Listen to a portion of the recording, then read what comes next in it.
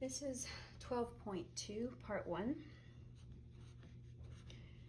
And we're going to talk about graphing equations, graphing rational functions. We're not going to call them inverse variation because we're going to call them what they are, which is rational functions. But rational functions have that quality that they have inverse variation. Okay. So before I just launch into the whole lesson, I'm going to draw you our endpoint. The basic rational function is y equals a over x, or really the very parent function equals 1 over x. This is the parent function. Right? We've had a parent function for every function we've done. And then we stretch it, we shrink it, we move it side to side, we reflect it, and so we're going to do the very same thing with rational functions.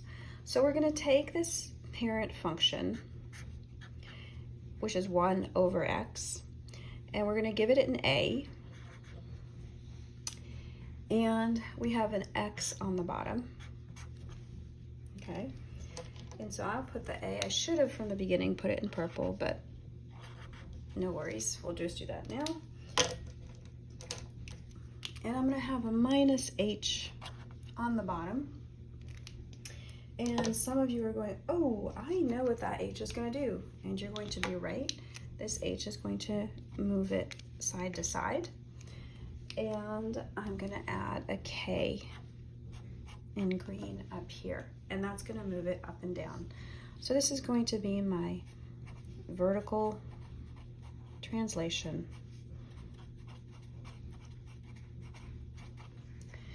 H is going to be my horizontal translation.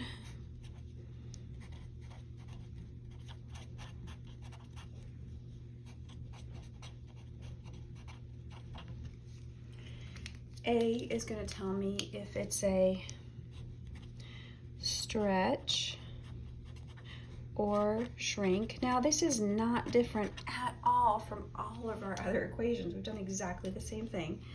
And then if A is negative, it's going to be a reflection. And we've done this over and over again. So let's go back now. I'm just going to graph a basic function. We're going to look at each of these one by one and practice graphing them. But these are not hard things. So the very basic parent function,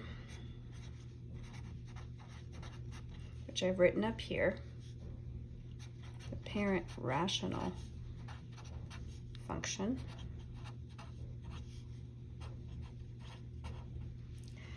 is y equals 1 over x. And the characteristics of that function. Now remember, we have to do what we were doing with square root functions. We compare it to compare everything to the parent function, but we also need to learn how to define the domain and range.